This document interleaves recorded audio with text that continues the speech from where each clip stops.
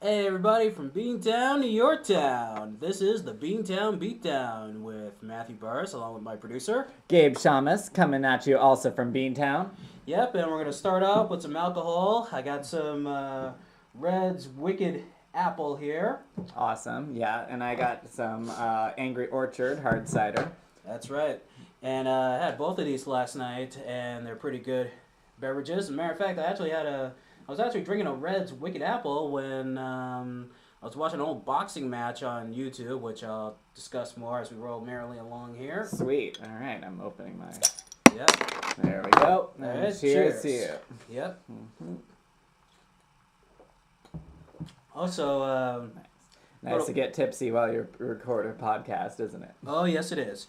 Also, just a little quick thing I've been meaning to mention. On the first podcast, I said that, I messed up the date for Glory 19, and Glory 19 is actually taking place December 19th. So, December 19th, Friday, is when Glory Kickboxing will have its event, and I'll update you more on the event as in the weeks to come.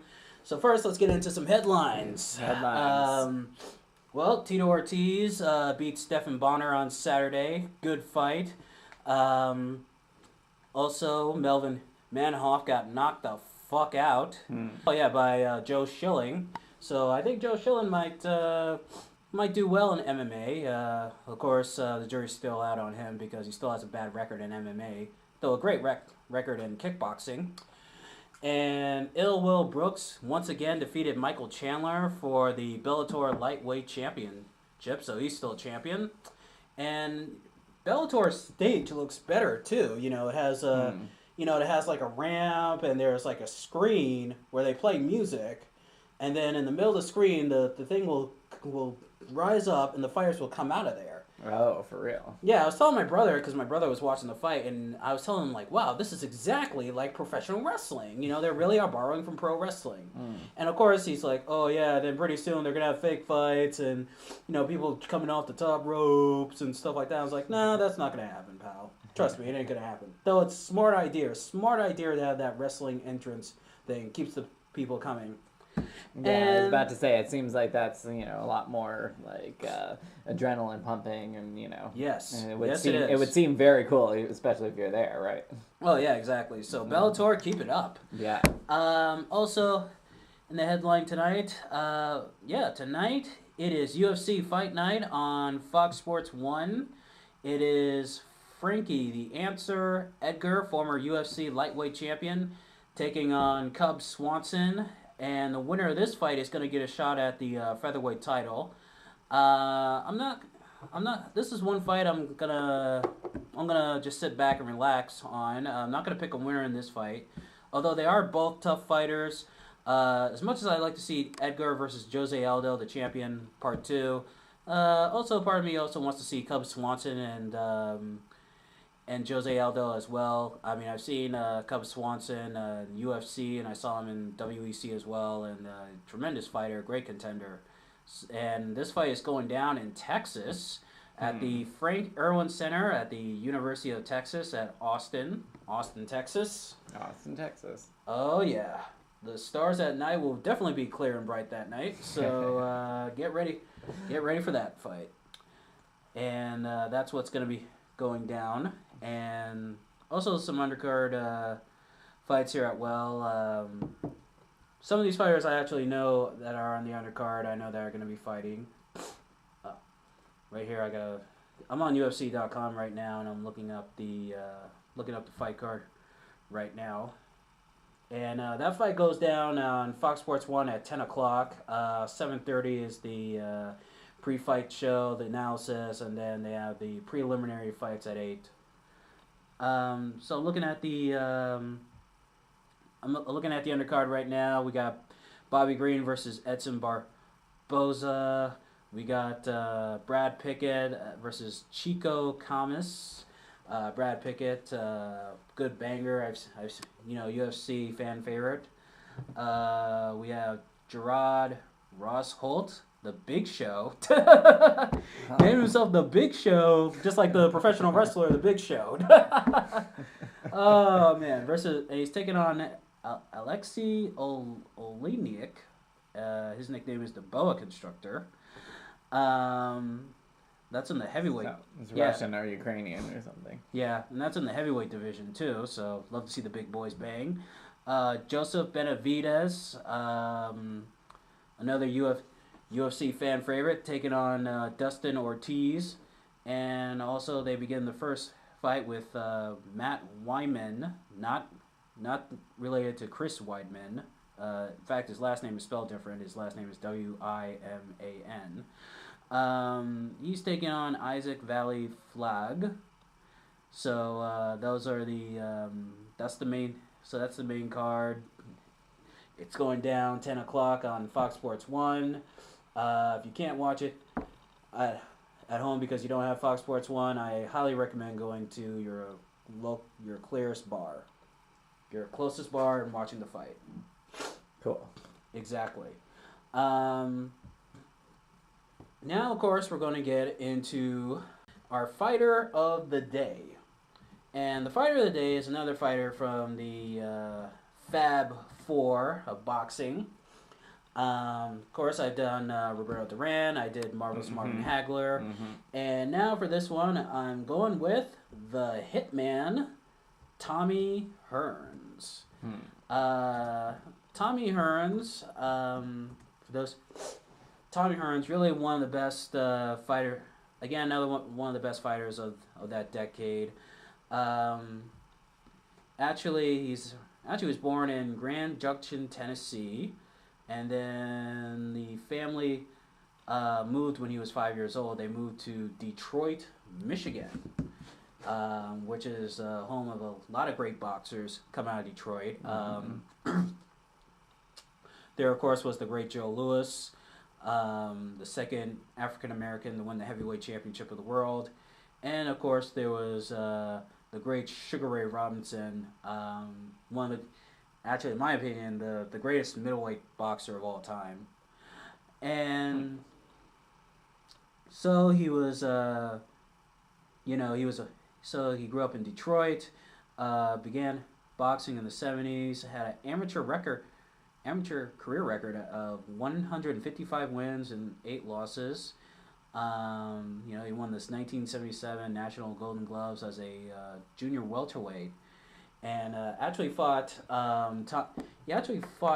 young Aaron Pryor. I actually talked about it in the last episode. Young Aaron Pryor as an amateur, and Pryor beat him. So he became a professional. Studied under the late great Emmanuel Stewart at the Kronk Gym.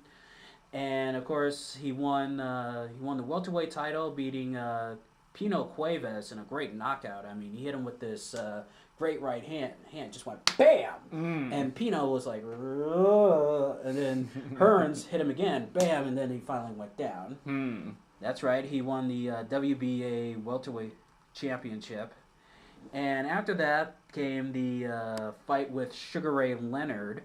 And Leonard at the time was the WBC welterweight champion, and also having come off the rematch with Roberto Duran, and that was really a great fight. For the first part of the fight, Tommy Hearns was dominating, using his jab, his reach over Ray, and then Ray came back in the middle rounds, and then of course Hearns came back again, and then Leonard finally stopped him in the 13th and 14th round. Which was actually knocked him through the ropes. And, really? Yeah, and he got back up again, and then Leonard was finishing him, and then the referee came in and stopped the fight. And Tommy, showed a lot of heart in that fight too, because Leonard was the boxer, the mover, and Tommy was the knockout artist. He was the puncher. And then when Leonard in the middle rounds was beating him, Tommy got on his bicycle, was moving, boxing. It was like, the puncher became, the boxer became the puncher, and the puncher became the boxer, So, and it really was one of the best fights of the decade of the 80s. After that fight, he moved up. So after that fight, Tommy moved up to junior welterweight. He won 3 fights before fighting Wilfred Benitez. He won the junior middleweight title. in the New Orleans Superdome, where Duran and Leonard had their second fight, and also that was where Muhammad Ali beat Leon Spinks in the rematch years earlier. And after that fight, he beat Roberto Duran. Moved up to middleweight to fight Marvelous Marvin Hagler, the War. Of course, Hagler won that fight, knocked him out. Moves up to middleweight, wins the WB. Well, yeah. He moved up to middleweight, and then he won his fight. He moved up to middleweight, moved up to light heavyweight, became WBC light heavyweight champion of the world, won the WBC middleweight title. He lost to Iron Barkley twice, and actually had a rematch with Sugar Ray Leonard. They had their rematch in '89, and that was considered a draw, although years later, Leonard admitted that he thought Tommy won the fight. And also beat Virgil Hill for the WBA lightweight title as well. And actually was fighting up until like 2006. He kept on fighting. He didn't have as many big fights like he did back in the 80s and early 90s, but he was still active, and he's since then retired. He's been, like a promoter and, and stuff like that. He actually promoted Mike Tyson and Andrew Golota back in 2000. And his son is a boxer as well. I don't know when I don't know how his son is doing nowadays, but but his son was a pretty good prospect when I was watching him on HBO and stuff. And Tommy Hearns was two nicknames. One was the Motor City Cobra because he had like long arms. I mean, he had a reach of 80. He had an 80-foot reach. Almost the same reach as Larry Holmes. And also because he had that right hand. When he hit you with that right hand, you were done. You were when he connected, when he got that space and he hit you with that right hand, bam! It was good night, sleep tight, don't let the bed bugs bite. And his second nickname was the Hitman. Because of course he kept taking dudes out. So of course, why would you not call Tommy Hearns the Hitman? Exactly. And Tommy Hearns was really one of the best, if not the best, fighter of that decade. Of course, it is kind of a shame that he's always known for his losses to Hagler and Leonard, but of course, I feel like he's a great champion. Of course, knocked out Roberto Duran too in the second round. I mean, that was like the hardest anyone that's hit Roberto Duran. I think he was probably maybe the first guy to ever knock out Roberto Duran too. Yeah. So that's the thing on Thomas the Hitman Hearns, and again, another great fighter from Detroit. A lot of good fighters come out of the state of Michigan. I was about to say. There are. Well, yeah, there was there's Joe Louis, Sugar Ray Robinson, Tommy Hearns. Grand Rapids, Michigan. That's you had James Toney, the Mayweather family, Floyd Sr., Roger, Jazzy Jeff Mayweather, and of course Floyd Jr., who's the current welterweight and junior welterweight champion. And of course there's another great prospect out of Grand Rapids, Peter Kid Chocolate Quillen. That's a name. Well, yeah, he's from originally from Grand Rapids, now residing in Brooklyn, New York. He's Kid Chocolate. He got his nickname because there was another Cuban fighter named Kid Chocolate, and also he is half Cuban. He's half. His mother is black and his father was Cuban. Okay. So he's a Cubano boy, and a good fighter too. So Tommy Hearns, again, one of the best. The Hitman. What do you say about his reach? He had a 80-foot reach. 80-foot reach. What does that mean? It's arm length. Right. Yeah, an arm length. So like his reach, that was good for when he jabbed, because when he hit you with that jab, it was like pop, pop, pop, and it was hard to get inside a jab like that. When you got a fighter whose reach is like 7'6", 7'9", it's hard to get inside a fighter like that. It's hard to fight on the inside with somebody. I mean, Marvin Hagler managed to do that well. Of course, there was a little luck involved because Tommy hit Marvin a little above the side of his head, and during that fight, during that exchange, and he broke his right hand. Oh shit. Oh yeah, that's the worst thing that can happen to you as a fighter when your hand gets broken in the middle of the fight. And one of the strategies your trainer will tell you when you come back to the corner is like, try to work with your other hand. Don't try to throw your hand as much. Let that numb up on you, because once it numbs, then the pain will go, and then you can start using the hand again. Same thing happened with Lennox Lewis when he fought Mike Tyson. His right hand was bothering him. Was giving him troubles, and he had to use the left hand a lot and holding, and then eventually knocked Tyson out with the right hand once his right hand started feeling much better. And Tommy's trainer, Emmanuel Stewart, has gone on to be one of the greatest trainers in boxing, and he trained not only Thomas Hearns but Tony Tucker. He trained Vladimir Klitschko, Lennox Lewis. He actually worked in the corner of who did he work in the corner of? Aaron Pryor for the second fight with Alexis Arguello, and he was also in the. He also worked with Oliver McCall when McCall knocked out Lennox Lewis, and then afterwards there was a falling out, and he went on to work with Lennox, and for a brief period of time also worked with Oscar De La Hoya, but then his father got involved. Oscar's father got involved and told him he wasn't the right trainer, and one of many stories in the difficult relationship between Oscar De La Hoya and his dad. And eventually, so training is a big deal. Yeah, and Emmanuel Stewart, did train Vladimir Klitschko, helped him to win a world title, and then he had a serious illness that forced him out of training. Of course, by that time he was already announcing fights on HBO Sports with Larry Merchant and Jim Lampley, and then of course he eventually passed away in 2012 on October 25th, and really one of the best trainers in boxing history. Really did put the Kronk Gym on the map. Kronk Gym is is the most famous. It's like the second famous boxing gym in the history of boxing. There's Gleason's in Brooklyn, 42nd Street in Brooklyn, of course. That's where Roberto Duran trained. Muhammad Ali trained there for a while. Mike Tyson. Paulie Malignaggi, a lot of good fighters come up and train in Brooklyn. Brooklyn has a good reputation of fighters coming out of New York City, and especially in Brooklyn.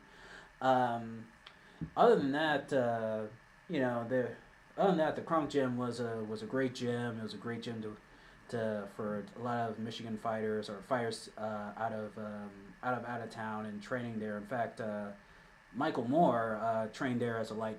He was a light heavyweight, and he came to the Kronk Gym, trained there for a while, and then afterwards, him and Emmanuel Stewart had a bit of a falling out, and then he went with Teddy Atlas, won the heavyweight title with him, and the rest is history. So, that was the thing on Emmanuel Stewart. Again, one of the best trainers one of the best trainers in boxing history, and still sadly missed. I remember watching him back in the day. So, and the guy who really did help the career of Tommy Hearns, made Tommy Hearns one of the best fighters of his decade.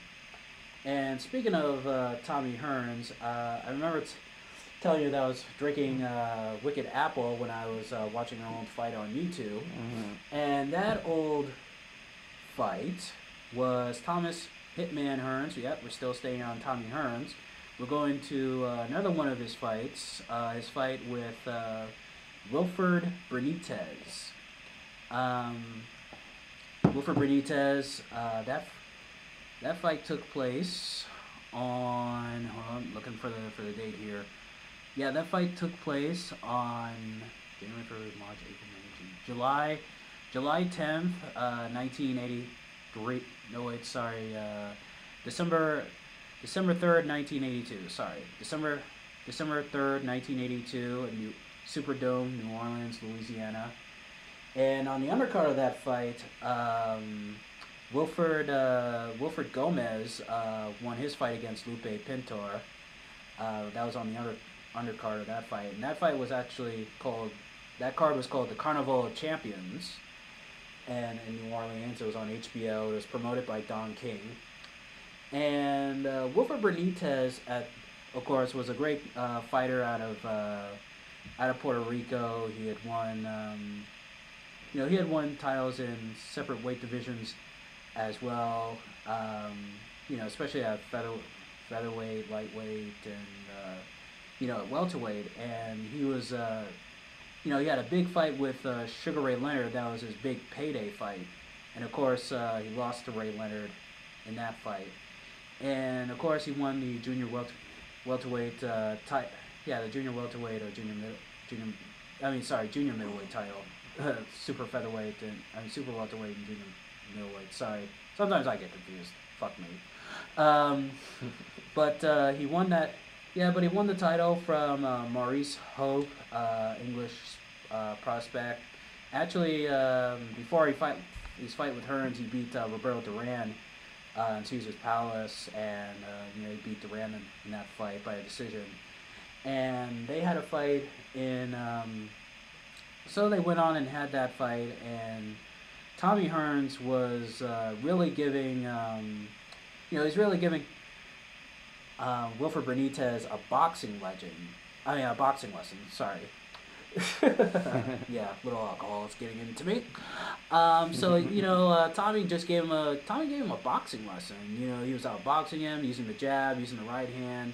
First couple of rounds, Wilfred barely threw a punch, and Tommy actually managed to knock him down. And of course, Wilfred came back a little bit, knocked him down. And then it went to the 15th round, and it was a majority decision win by Tommy. A little surprised that it became a majority decision, because even though Benitez came back and knocked him down in one round, Tommy was still way ahead in that fight. I don't know what fight those judges were watching. But Tommy Hearns, he avenged his loss to Sugar Ray Leonard. He put him back in the spotlight. Made him a serious contender again. Wilfred Benitez, he would fight a few more times. Never really getting another shot at a title. Plus he had drug problems. He was actually high. He actually admitted to Sugar Ray Leonard that he was high when he fought him. He wasn't in good shape because he was high on drugs. Yeah, eventually retired in 1990. So, he moved to Tucson, Arizona, because his career was on decline. He retired, still alive to this day, actually, and one of the best boxers ever to come out of Puerto Rico. But that fight that night, Tommy Hearns really did earn some respect back that night because, without that, revenge, you would have probably never went on to fight the other fights, with Duran and Hagler and the rematch with Leonard. So, and it's also a good fight checking it out on YouTube as well. If you're ever on YouTube, go look it up. Tommy Hearns versus Wilfred Benitez. Good boxing match. And now I'm getting into my rant of the day. Rant of the day. Yep. And and this time for my rant, I'm going to be talking about Floyd Mayweather's next opponent.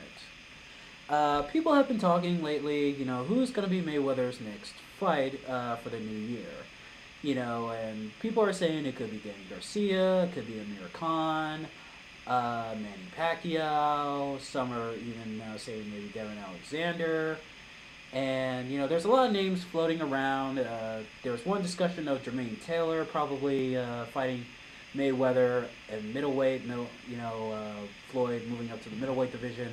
But, of course, James Taylor recently got in trouble with the law for firing off a gun. So, plans are definitely on hold for that. One discussion was a dream match between him and Bernard Hopkins. Hopkins dropping down from light heavyweight down to middleweight to fight Mayweather. But of course, after his loss to that Russian guy, it looks like that fight's going to be on hold as well.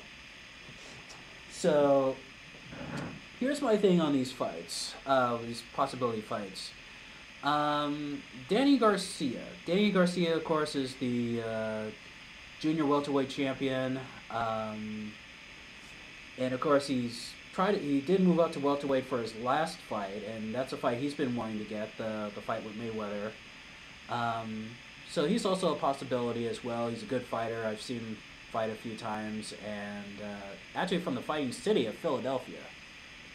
Yep, the fighting city of Philadelphia, home of Joe Frazier, Meldrick Taylor, and of course Rocky Balboa. Yeah. Everyone knows that. Oh yeah. And he actually calls himself a Philarican because he's from Philadelphia and he's Puerto Rican. Yeah.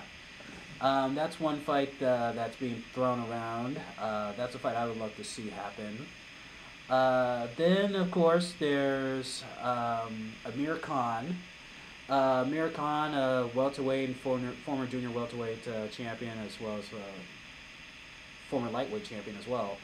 Amir Khan, he has a fight in December against Devin Alexander, and they say that the winner of this fight could possibly fight Mayweather. Amir Khan's name has kind of been thrown around since the deals have fell through with Mayweather and Pacquiao. And Amir Khan has made it clear that he does want to fight Mayweather. So, but first he's got to get through Devin Alexander, and Devin Alexander is somebody who's a former champion as well.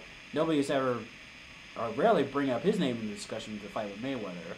So I gotta believe he'll definitely be up there to fight Mayweather if he wins. Another one, of course, is Manny Pacquiao. That's the fight everybody wants. Everybody wants the Pacquiao-Mayweather fight. Well, first, Manny Pacquiao has to get through Chris Algieri. Chris Algieri is the WBO junior welterweight champion. He's actually a former kickboxer. Oh, yeah. Yeah, he's a former kickboxer, and he did karate, and did kickboxing for a while, and then he was a kickboxing champion, but then he stopped because he had like injuries and he wasn't getting paid as much. So, and then he just began sparring with boxers and against boxing champions. He sparred against Manny Pacquiao and, well, not Manny Pacquiao, but like some other fighters. And so he just became a boxer, and it took him a long time to get a title shot and stuff because he didn't have an amateur boxing career. He was transitioning from kickboxing to boxing. And it seems like that's like not as, I don't know, it's not as big as an audience perhaps, right? Well, I guess it depends. I mean, if you're fighting for kickboxing, if you're fighting, of course, in Glory or what used to be, K1 used to be so popular, but now it's, like I said before, it's hanging on by a shoestring right now. Or if you're fighting over in Thailand, with the WMC, the World Muay Thai Council, then yeah, you can make a big name for yourself over there. But Pacquiao, but Chris Algieri, he should definitely be considered a contender if he gets by Pacquiao, because, I mean, of course Pacquiao's been beaten, but ever since Pacquiao's been back on a winning streak, avenging the loss to Timothy Bradley, winning 2 fights in a row, people are starting to think, well, maybe a Pacquiao and Mayweather fight will happen again. I mean, will happen soon, because that's the fight everybody wants to see. But if Algieri wins this fight, this will definitely put the stake in the heart of a Pacquiao-Mayweather fight. That fight will definitely not happen because, once again, Pacquiao's stock will go down. Now, as far as Manny Pacquiao goes, this fight, I've gone back and forth on this fight, and, at one point I could see why his fight may not happen, and the other part of me does want this fight to happen. I do kind of want this fight to happen because it would be a big $1 million fight. Of course, there's Of course, there's always the issue of what network would it be on, but they have said that if this fight should happen, that Showtime and HBO will probably do a joint collaboration like they did with Lewis and Tyson, because Mayweather was on HBO, but since then he's had that multi-million-dollar deal with Showtime, making him the richest athlete in the world right now. He's drawing a lot of money on Showtime, on pay-per-view. Manny Pacquiao is exclusively with HBO, although he did have one fight on Showtime against Sugar Shane Mosley. The other issue that's in a way is Bob Arum, the promoter. Bob Arum, of course, managed Mayweather for a bit, right after Mayweather got out of the Olympics. At the same time, it was still the era of Oscar De La Hoya, the Golden Boy. Mayweather felt that he wasn't getting paid as much, and he wasn't getting as much attention as Oscar De La Hoya. So of course, him and Arum had a falling out, and of course he made Mayweather Promotions, and the rest is history. And Mayweather has said in interviews that he says he doesn't want to deal with Bob Arum. He says that Bob Arum owes money to him, which is true. And I didn't understand it, why he couldn't just put it aside, but then I understood because of the old saying our parents used to say, fool me once, shame on you, fool me twice, shame on me. Right. So if Mayweather were to do a deal with Arum, he would feel like, well, it's shame on me again because I'm going to be getting fucked. And that's one thing. The other issue was Mayweather said that he wanted to do the Olympic-style drug testing like they do in the Olympics. Not only urine but blood, like drawing blood as well. Because Mayweather does want to clean up the sport. He does have an issue with people using steroids. He doesn't want people using steroids or anything like that. Can he get past urine with steroids? What's the whole idea behind having to do blood as well? Because it gets in your bloodstream as well. It gets in your bloodstream. It's easier to detect that way. Yeah, it is sort of easy to detect. I mean, there are kind of ways around the test. I mean, with urine, because one theory is if you drink like green tea, that ginseng stuff, and then when you pee, then it'll flush all that out. Or one idea is drink vinegar, a whole bottle of vinegar, and it'll flush it out as well. That wouldn't be pleasant, though. Yeah, it wouldn't be pleasant. No, definitely not. But okay, so he wants to do blood too to make sure that he's Yeah, blood and urine. And Mayweather says that also before Pacquiao didn't want to do the fight, but he says Pacquiao now wants to do a fight because in the Philippines, where he's from, he is like the mayor, he's a politician there. Oh. But he says that Pacquiao has gotten in trouble with taxes over there. Yeah, and he says well, now because the IRS is after him, now he wants the fight. And he also says that Pacquiao's pay-per-view numbers don't do as big as his. I mean, I don't know much on Pacquiao's earnings on pay-per-views, though I do know he does draw an attraction, of course. So, I mean, who knows? I mean, there's a money issue, there's a trust issue, there's a drug issue on this whole thing. Although I would like to see the two best fighters in their primes going at it, because they have great styles. But at the same time, I do understand from a business point why Mayweather might not want to do it. So, dealing with Bob Arum, of course, and he even said to Pacquiao, he said the difference between me and Pacquiao is, I'm a boss, he's not. He has to take orders, I give orders. And that's the one thing in boxing too, because in boxing, even if you're a boxer and it's best if you run your own promotion. I mean, Roy Jones did that too after the Olympics. He Square Promotions. He didn't get with King or Bob Arum. He just right out the bat just had his own promotion. Yeah, so it's good to be your own boss in boxing. In fact, Sugar Ray Leonard was approached by Don King. Oh yeah.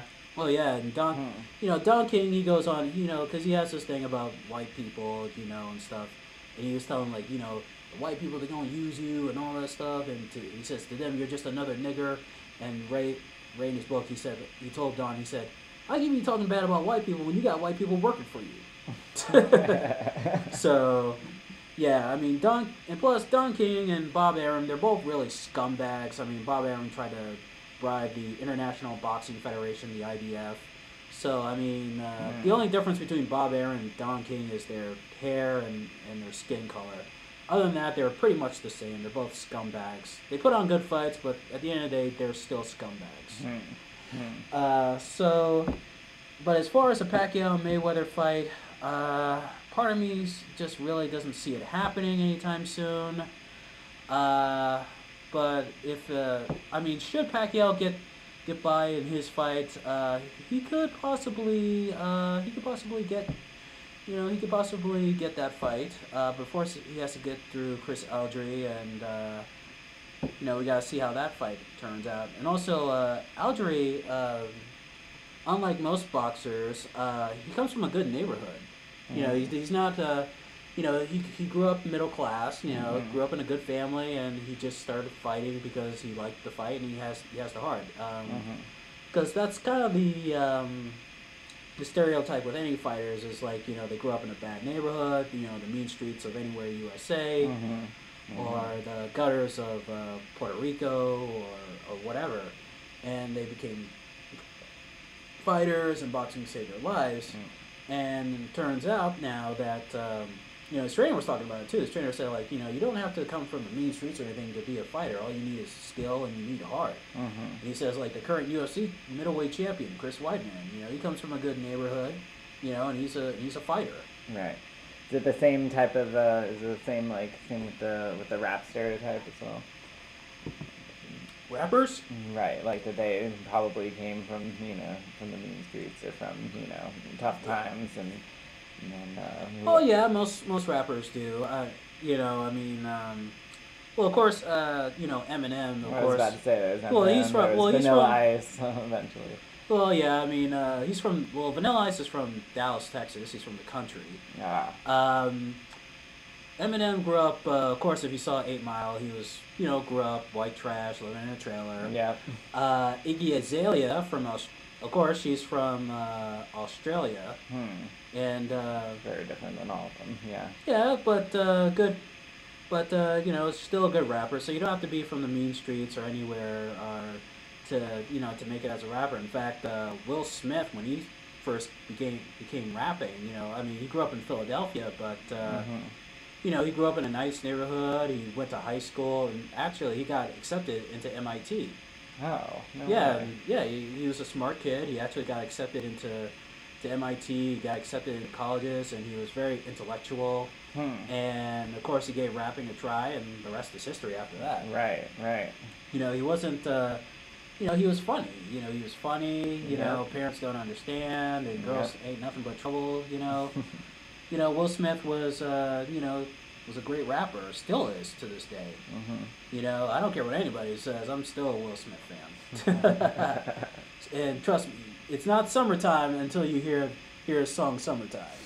Once you hear that song in the summer, it's officially summertime. It's like, yeah, now it's summer. That brings it down. Yeah, exactly. It's definitely summertime. Awesome. So, and of course, Pacquiao. Also, there's been this thing that Pacquiao will probably go back down to junior welterweight and fight Danny Garcia, and also possibly fight Adrian Broner, who's in Mayweather's camp as well, former featherweight and lightweight and welterweight champion, now fighting at junior welterweight. So that's a fight that could possibly happen as well. In fact, Broner actually called out. He actually called out Pacquiao after his fight against Carlos Collazo. No wait, sorry, that was another fighter. Sorry, one of the fights he had under the undercard of Mayweather versus Maidana 1.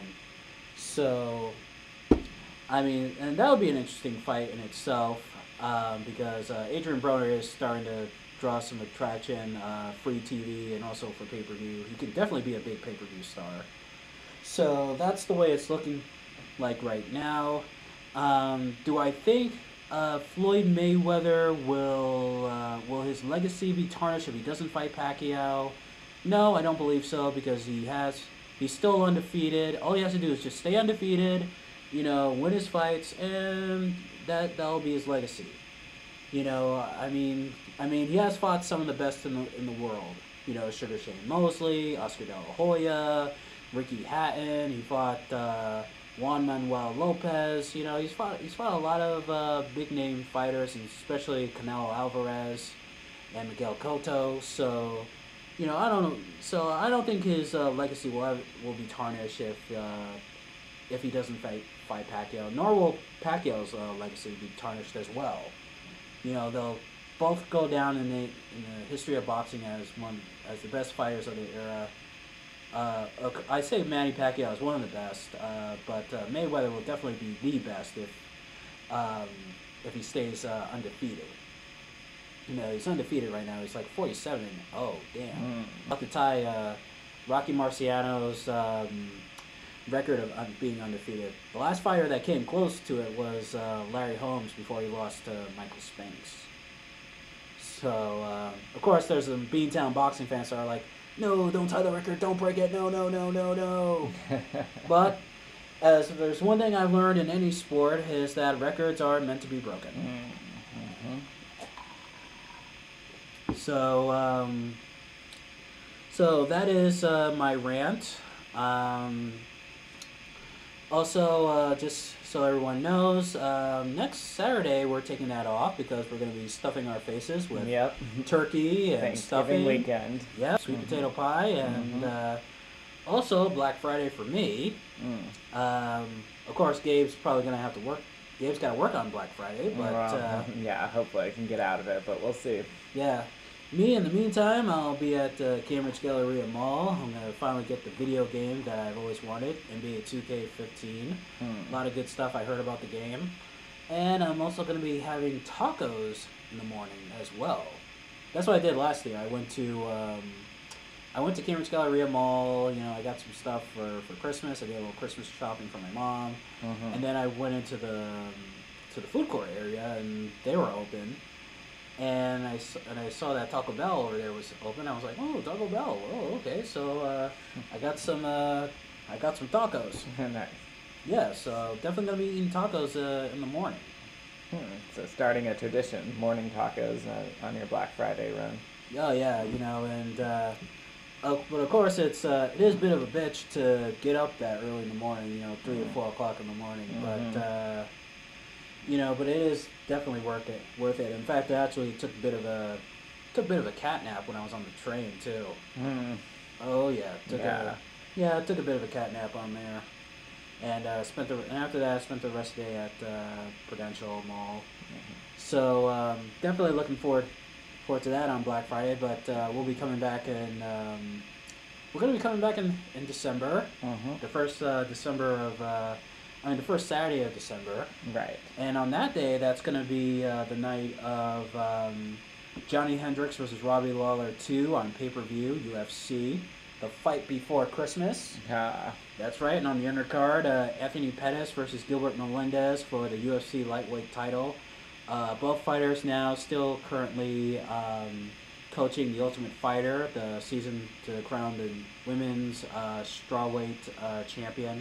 And that Ultimate Fighter finale is in a couple more weeks. They already taped the shows and stuff like that this season, so we gotta wait a while for the finale. It's kind of weird because they usually have the two coaches fight after the finale. So a little strange that both these guys are fighting before the finale. But that show really has been going on pretty good. In fact, Felicia Herring, the one who's considered the favorite of that one because she had been on Fight Girls, the reality show of female Muay Thai kickboxers, and she fought in Invicta and Bellator. She was actually considered the favorite to win, but of course she did not win. She lost that fight. So, she actually lost to this. She lost to this woman who's Iran. She's from Iran, but she defected over to Canada. Yeah, and of course, for a while, those two weren't getting along. They were talking trash about each other, And there was this Felicia's friends with this one fighter. Her name is Cookie Monster. Literally. Yeah, she calls herself the Cookie Monster. Huh. Yeah. So anyway, the Iranian girl after her fight, she says, "Oh, maybe now she'll." She said about Felicia. She said, "Oh, maybe now she'll shut up." And Cookie Monster said, "Well, maybe she'll shut up when you stop being such a bitch." Oh man. Oh, so it's yeah. on now. Oh yes, it is on. It is definitely on. It's been a real great season of The Ultimate Fighter. You know, the women have been going at it. They've been going at it. You know, and looking forward to the finale. Yeah. Definitely looking forward to it. Also looking forward to in December. There's gonna be a fight as well. There's gonna be a fight. Golden Boy Promotions is holding a fight in Brooklyn, and you know, one of their last fights before the new year, and of course their fight in December for Showtime for Amir Khan versus Devin Alexander. That's going to be their last fight before the new year as well. In fact, Golden Boy Promotions and Mayweather Promotions are no longer doing joint promotions together. Wow. Yeah, the Maidana versus Mayweather fight, the rematch, that was the last one they did. Mayweather Promotions is going to start promoting their own fights now. Plus, and of course, Golden Boy Promotions, I heard, is thinking about joining up with Bob Arum. So, because Oscar De La Hoya was managed by Bob Arum, of course, there was a dispute between De La Hoya and Arum. You know, there was over money and stuff like that. They had a falling out, and then De La Hoya went back to him, and then De La Hoya started his own promotions, and once he retired, you know, started doing his own thing, and now there's a rumor that him and Bob Arum will be joining forces again. Well, I guess I mean I get that, you know, De La Hoya, you know he got helped by Arum, and Arum kind of helped pave the way for him, but you know, again, like I said before, Arum is a scumbag. Please put on some great fights, but still a scumbag. So, also there's going to be some other UFC fights that'll be going on Fox Sports 1 and on Fox. But of course the big one is going to be Lawler versus Hendricks 2 for the welterweight title. And going into the new year, that's going to be exciting. You know, some fights in January and February. In fact, Vito Belfort and Chris Weidman will be fighting for the middleweight title on Super Bowl weekend. Oh man. Yeah, and on the undercard of that fight is going to be Ronda Rousey and Kat Zingano for the women's bantamweight championship. And matter of fact, I think because like the UFC, they do big fights on Super Bowl weekend. Their big events are, you know, December, like the one before New Year's and like one after Christmas, Super Bowl weekend, and the 4th of July weekend. Yeah, those are the big times for the UFC. You know, because those are big times for UFC during those periods, especially before the Super Bowl. Right, too. right. I was about to say, do you think like the fighting fans, it's almost like the same like build up enthusiasm for, you know, the Super Bowl fights? Well, yeah, because as the Super Bowl and the football fans.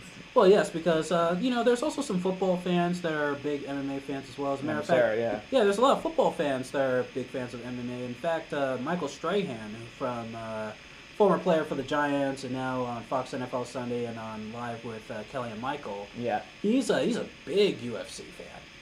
Oh yes, huge UFC fan. He loves the UFC, so he's definitely. I know he'll probably be looking forward to that fight. Right.